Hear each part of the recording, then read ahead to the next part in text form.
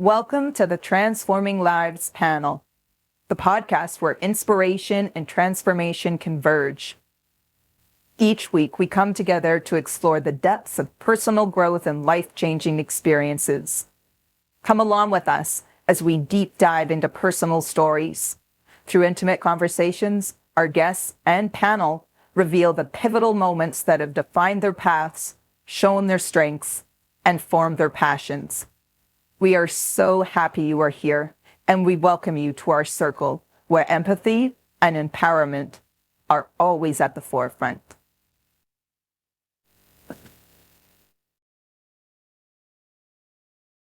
Welcome to another episode of the Transforming Lives panel podcast.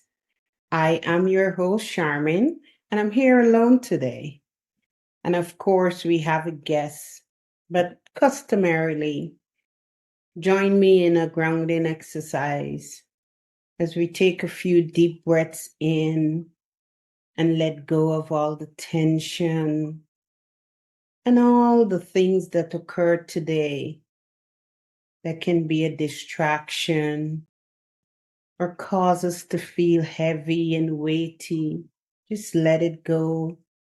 On the exhale, take another deep breath in and breathe in all the light and the love that this world have to offer you. And let go of everything that is not of light, that is not of love. Take another deep breath in and be grateful that you have this opportunity to tune into this podcast. And as you exhale, just relax and be present with us for the next couple of minutes. Thank you for your time.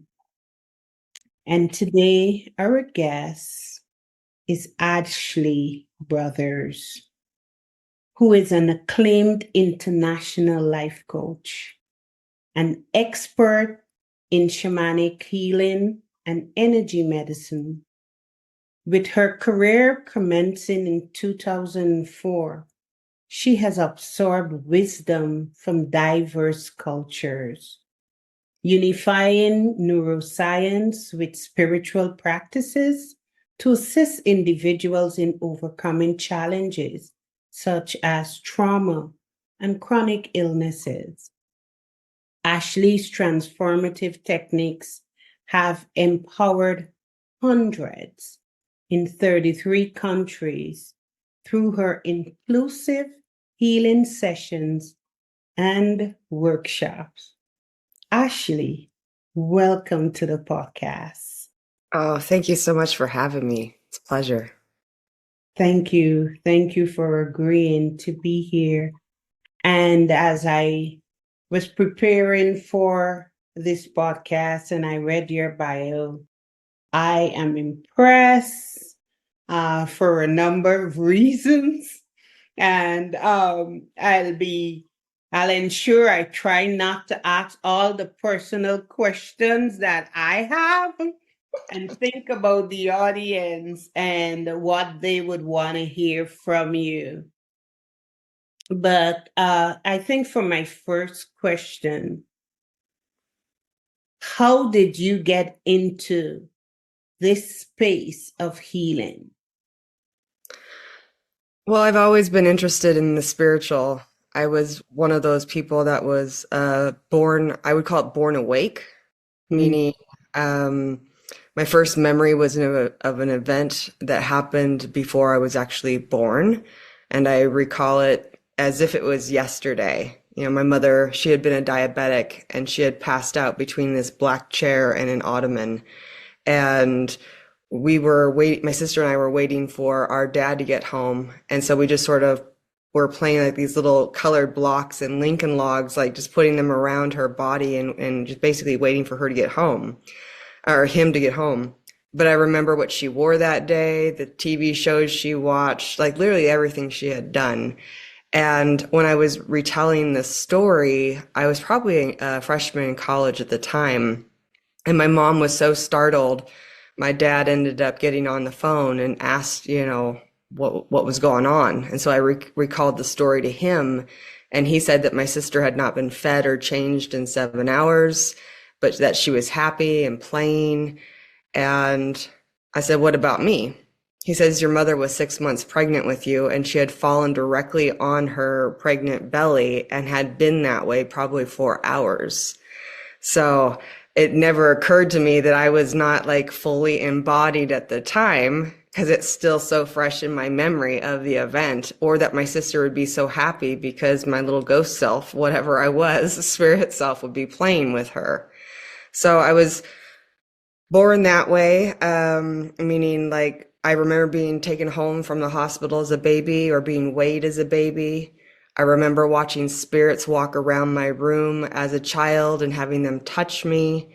And so I just sort of grew up really being interested in the spiritual path. And it wasn't until 2004, I was in my mid-20s, when I just decided to go on my lunch break from a government office and go get a tarot card reading. And at the very end of the reading, the lady asked me if I knew I could talk to the dead. And she passed me the card of my very first teacher in that moment. And then the rest is history. I just started learning from all these different teachers from that moment forward. Wow, what an interesting story.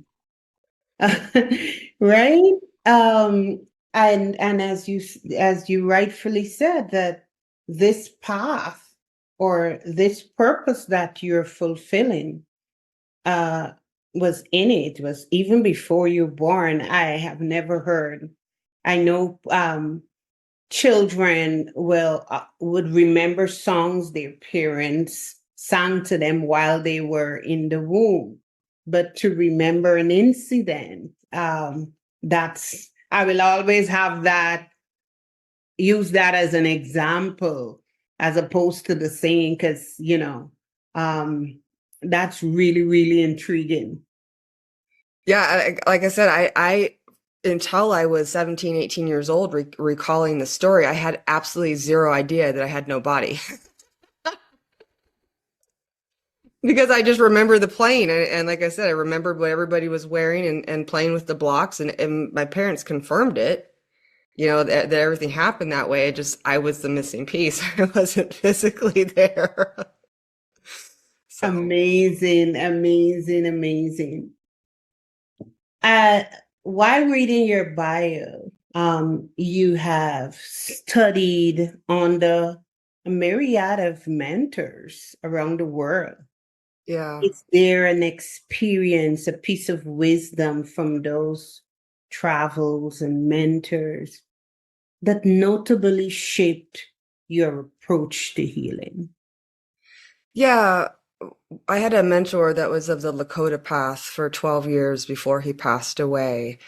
And he really deeply believed in me. It wasn't so much about, learning how to do a technique. It wasn't about soul retrieval or extraction or some sort of energy medicine whatsoever. His biggest thing was teaching me reverence, teaching me respect, teaching me to have a relationship with something that I couldn't even see. And so instead of, charging me money or what have you, he just invited me down to his property, and he became my best friend, even though he was in his 70s and I was in my 20s, 60s, 70s. Yeah. So I was in my 20s, and we would work together on the land. We would be chopping down willow poles and bending them to make sweat lodges, or chopping up wood, or, just spending so much time like with physical labor. And while we were doing this together, we were laughing, talking, and he was teaching me. And so, I mean, he even gave me a block of wood and a block of stone and said, sleep on this for a year and ask what its vision is, how it wants to be carved. And he taught me that literally everything in existence had some sort of consciousness, some sort of intelligence that you could connect to, communicate with, interact with. Well, for information, power, protection, healing, that type of thing. But it was up to us not to just beg something in the sky for what we wanted. It would be to like ask a question and then listen. And so one of the traditions was to be in an 8 by 8 square up to 4 days and 4 nights, just basically vision quest. And so you'd sit there, listening to see if the universe would say something to you, basically in your head, or show up in the sign of an animal or something to that effect. But he really wanted us to build a relationship that wasn't just about greed or begging or what have you. It was just like this deep, loving, respectful, reciprocal relationship with the universe.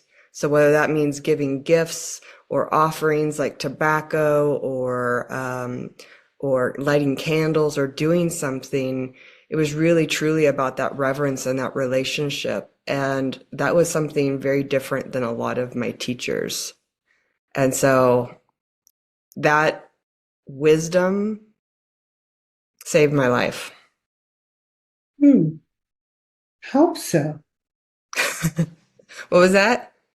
How did it save your life? Oh, so when I was doing the work, one of the things they had us do was to call upon spirit guides and ask for a being or multiple beings to come forward that would help us in our life. And I was about 1 year into my training when I had a surgery where the doctor left a sponge in my abdomen, but I did not know it at the time. I just know that I didn't feel well.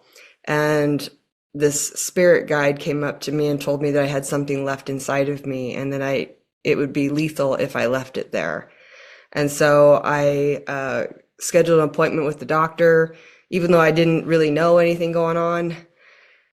And it took a while for me to get in, maybe a couple months. But by that time, I started to feel a lump forming in my abdomen. And when I went in, they tried to make me go away, said it was probably overweight or constipated or something like that. And I refused to leave without the script for an ultrasound. And they did that. And then they rushed me in for an MRI because they found something but wouldn't tell me what it was. And my guide said, don't go back to the original doctor that had done the surgery because she will lie. She will cover up whatever had been done. So I go to a different doctor and they do a surgery where they found 2 grapefruit-sized masses and one contained a forgotten wad of gauze. And all of my organs had fused together. So they had to surgically separate everything after they removed the abscesses. And then about 8 months after that, I ended up having to have my entire reproductive system removed. And then 8 months later, I collapsed in the shower with chest pain and shortness of breath. And the doctors tried to convince me that I was crazy, that it was all in my head. But again, this guide kept saying, no, you have something really bad happening to you. And even though the doctor said my test results were normal, my guide said, go ahead and order those. So I did, and I found I had a rare inflammatory condition that had eaten through my arteries and my aorta in my chest. And then I found several other things, like 10 other things that were wrong that they tried to cover up or lie about. And so this being came through and he kept, giving me advice of like what to do to reduce the inflammation in my body. But about 40 doctors refused me care in 3 different states because I was in the middle of a medical lawsuit. And so he would breathe into my chest for me, help me get up the stairs, because I had lost about 90% of the blood to my left arm and most of it to my legs. And sometimes I would have seizures or strokes while driving on the freeway. And so these guides would come in and protect me. And they finally led me to the doctor that was willing to put synthetic tubes in my chest to give me blood to both my legs, my left arm, and my brain. And also they taught me how to turn off the terminal disease, the seizures, and the strokes by changing my diet. So these guys were just pretty much with me all day, every day, helping me survive. And then they went on to help my clients. So I have a question. Thank you for sharing that. Sorry, so long-winded. It's okay. It's okay. Thank you for sharing that. How do you connect with your guides and you are aware that they are speaking to you?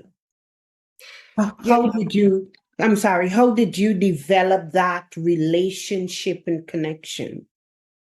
So when I was little, I first would always see things, like I would be hanging on the edge of my crib watching what I called the gray people walk around the room. They're just basically shadow beings that would touch me. So I always had this sense like I could see, and I also had premonitions.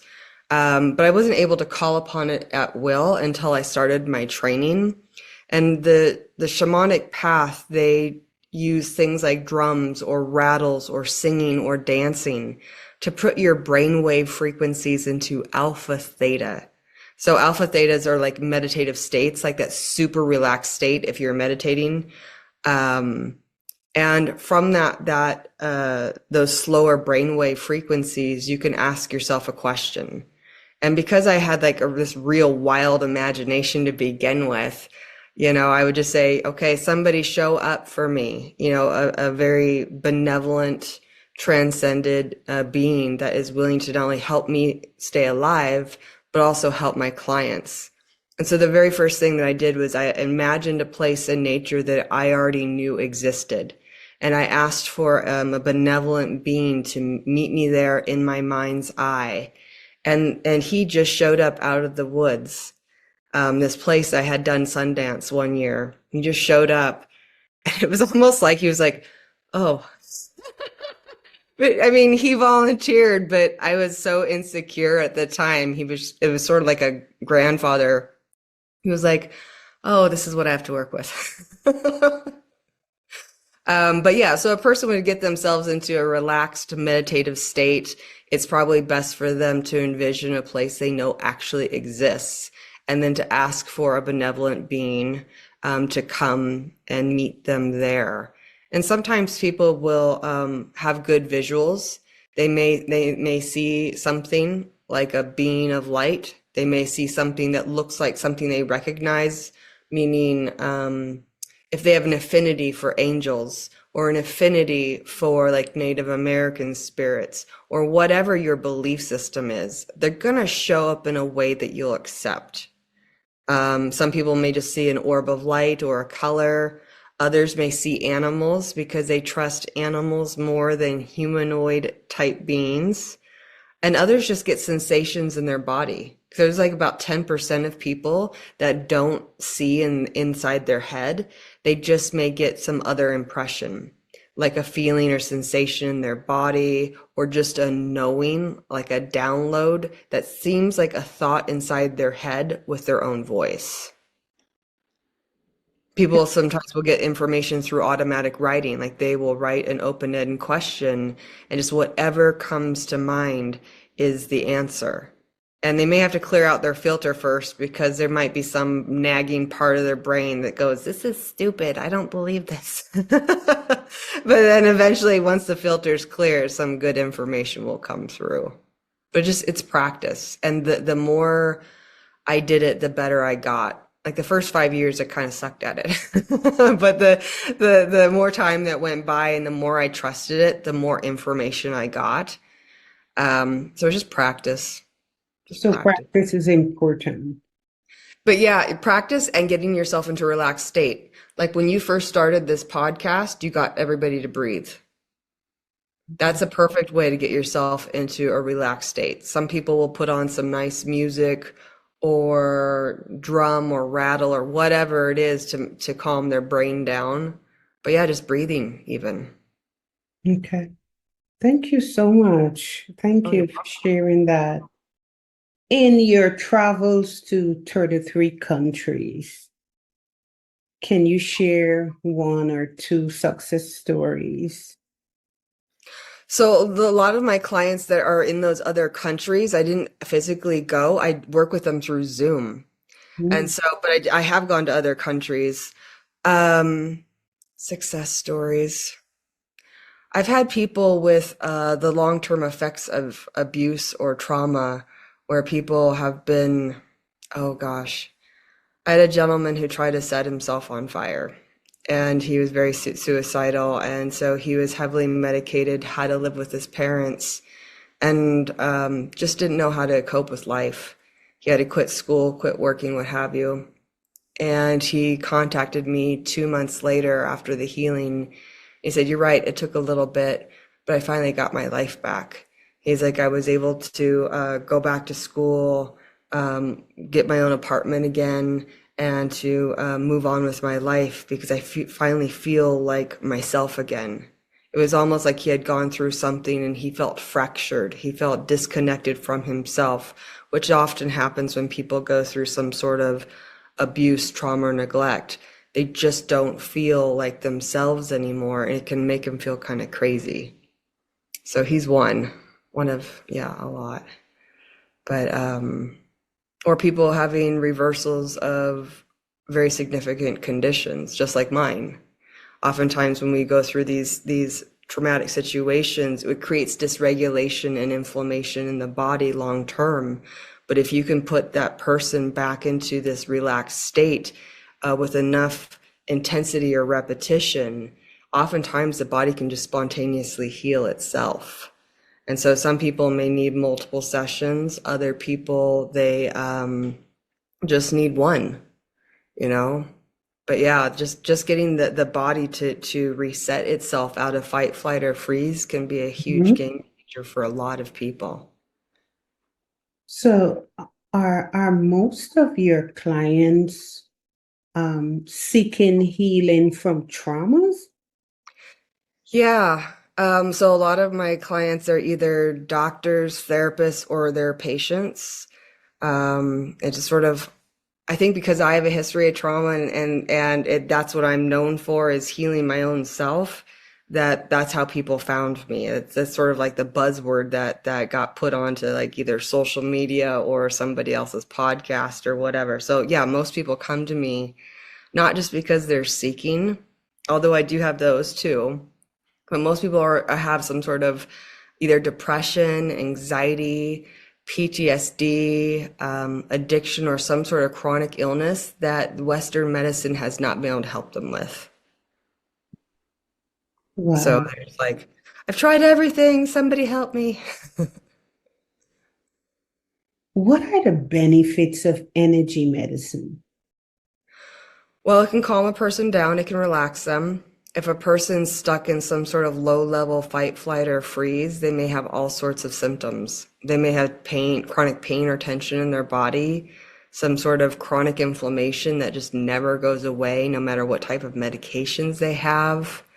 They may have depression where they feel super low. So energy medicine can bring back like life force and vitality and like emotional stability.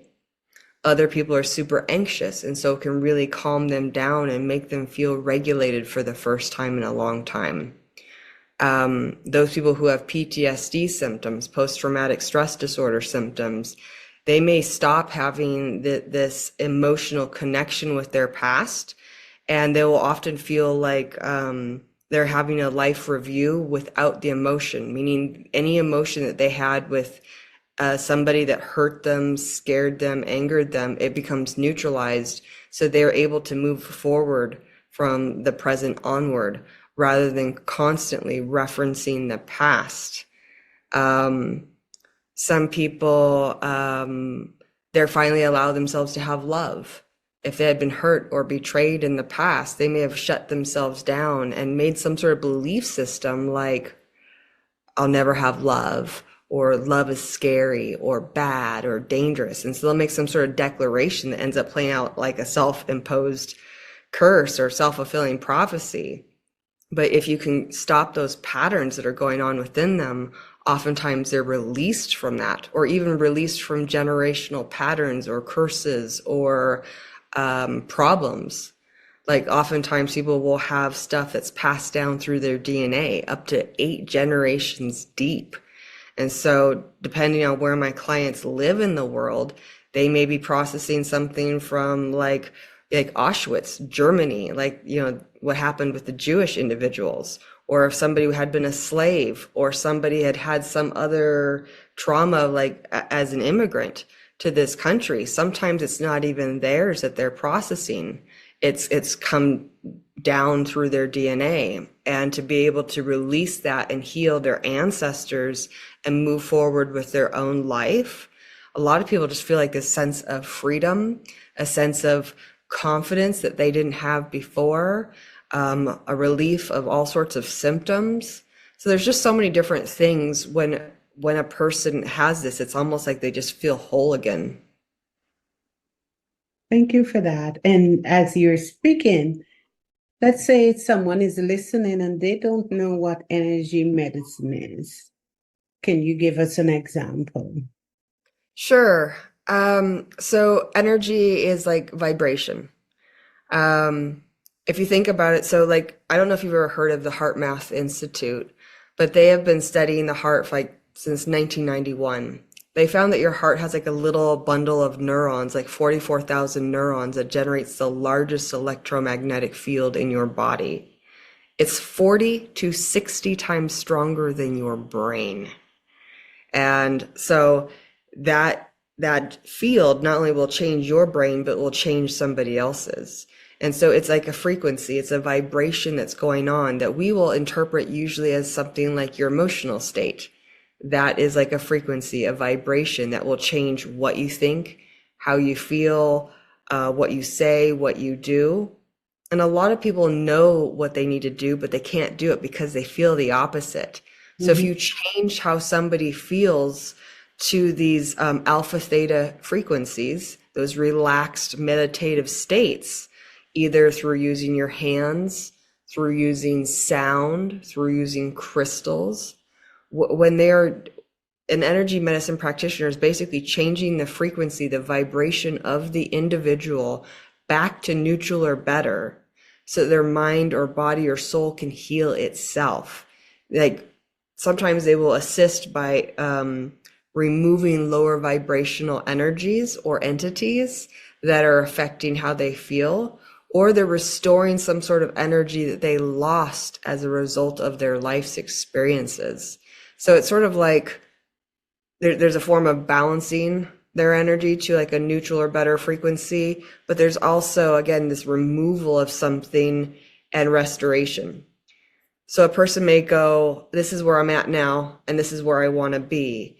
And the practitioner needs to figure out what they need to remove or restore to get that person to be more in alignment with the version of themselves that they want to become rather than who they've been, if that makes any sense. Wow, that's powerful. Yeah. And it's powerful to listen. And it's the perfect segue into my next question that I wanted to ask, but I'm going to rephrase it that for someone to raise their vibration, do they need a practitioner? No. So, like when you first started out this podcast, you had people breathe. When people are super stressed out, you know, like they had a stressful day at work, or somebody cut them off in traffic, or they just had a stressful life in general, they're going to be in higher brainwave frequencies like beta. But when you get a person to breathe like that, like heart focused breathing, where they just notice the air going in and the air going out, that's what stops the adrenaline and cortisol and puts that person back in homeostasis where the body can heal itself. If they want to pair that breathing with gratitude or appreciation, they may produce things like serotonin, dopamine, oxytocin, DHEA, all the things that we associate with happiness and joy. Even doing like superhero pose, where you stand with your hands on your hips and your sternum is tipped back and so is your head. You hold that superhero pose for 2 minutes straight and you produce 25% more testosterone, serotonin, dopamine, just to dose yourself. So a person can raise their vibration, again, through breath work, through posture. They can, through their diet, even. If you have low vibrational foods, like a lot of trans fats or certain things like that, your vibration will lower because you're taking in things that the body doesn't know how to process very well. Another thing is like what you say to yourself. If you have negative thoughts or you say negative things out loud about yourself or about other people, that's also going to drop you down. And a lot of people, when they're stressed out, they focus on the negative or worst case scenarios. And so instead of redirecting their attention to something more positive, they may often spend several minutes, sometimes hours or days, dosing themselves with negative emotions. So people have to redirect their attention or their emotion or their speech away from the negative and focus on more positive things. And I don't mean toxic positivity where you ignore red flags or you pretend somebody's nice even when they're not, but truly to focus on solutions and best case scenarios rather than negativity and worst case scenarios. But the last thing too, that's important for vibration. They could be singing, they could be humming, they could be dancing to like really bring up their vibration. But power of proximity. If you have a high vibrational person around a lower vibrational person, and this lower vibrational person, mean they're negative, they're mean, they're what have you, if their energy is dominant, that higher vibrational person is going to lower by a minimum of 30% in mood, energy, and performance. Please Because repeat that. because of mirror neurons. And so because we have these brain cells within us that will mirror other people, if that person's crying, you may cry. We call it empathy, like being an empath. If they're angry, you might suddenly feel like really angry or ticked off. If they're really depressed, you may suddenly feel drained or depressed. Or if they're happy, you feel happy. So mirror neurons, whatever fires together, wires together. So if you're around negative people who are gossiping or being rude or mean or really downplaying your dreams or trying to talk you out of it, they will change you. They will rewire you. And so it's best to be around people that are doing the things that you want to do, or sort of like if you want to be an athlete, be around athletes. If you want to be a singer, be around singers. Be around the people that are doing what you want to do rather than the people that are saying you'll never do it, you'll never amount to anything, what have you. Because over time, we just start to sync up with those people, for better or worse. And if you're around negative people, they will bring you down. Wow, that was powerful. And I'm gonna ensure that I create a reel around that part of the podcast because I know a lot of people that need to hear that. And you said something, what? Not the mirror neurons. You made a comparison. I don't remember. So there's a power proximity, but there's like if you have a higher vibrational person around a lower vibrational person, they will sync up like metronomes. But you said something unique and catchy. What don't something? I don't remember it. I should have written it, but I'll get it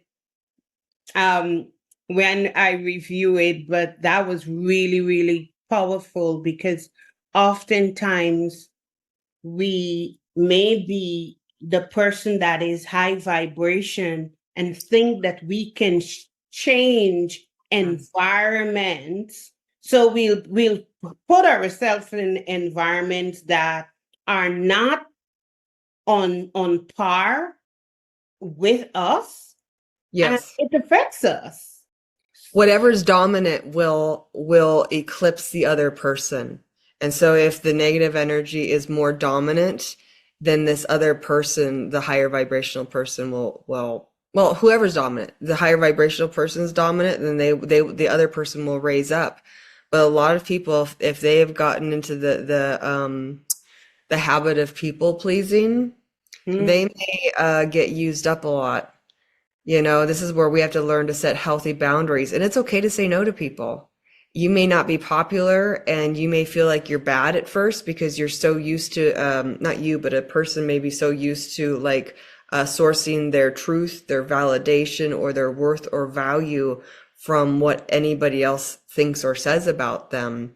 But if you're trying to people please somebody like that, you're never going to feel like yourself because you're going to be syncing up with this other person. You're going to lose yourself.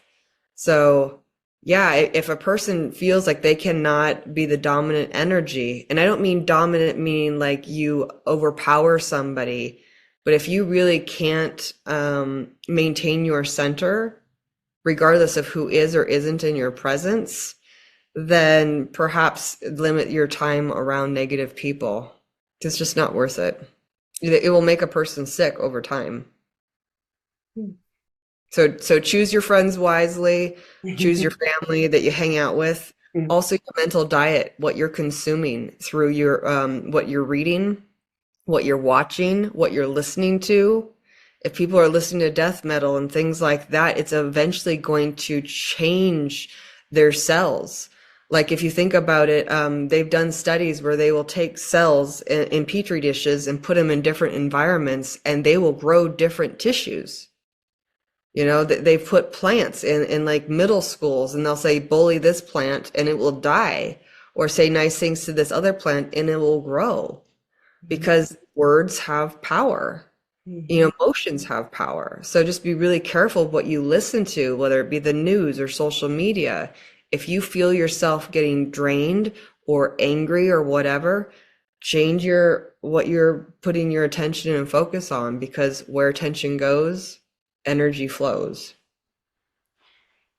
Where attention goes, energy flows. um, do you have any upcoming workshops or anything that our listeners can participate in? So right now I teach one-on-one. So if a person wanted to learn different energy medicine techniques or even how to develop their psychic skills, I have a list of different classes on my website right now that I'm teaching people individually based on their schedule. I also do readings and healings for people in person or long distance. But I've also started a podcast called Soul Deep on Gnostic TV. So I will be sharing not only what I learned in my spiritual walk in these videos. It's free access right now. And so if people want that, they can just look for the Soul Deep podcast on Gnostic TV.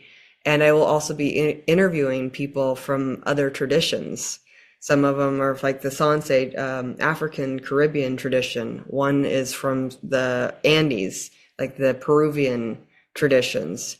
So I'm going to be interviewing people with different skill sets from their point of view. So it's not just me talking. Okay. And where can our listeners find you? So they can go to my website, which is www.bonesoftheearth.org. They can also find me on Facebook. Just type in Ashley Brothers, Facebook. Or again, Gnostic TV, look up Ashley Brothers or Soul Deep podcast. I will, and that will also be in the show notes of the podcast.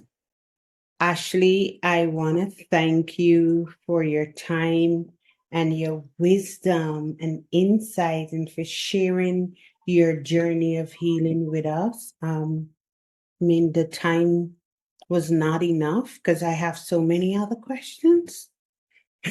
But thank you. And I want to thank our listeners for tuning in once again to the Transforming Lives panel podcast. See you next time.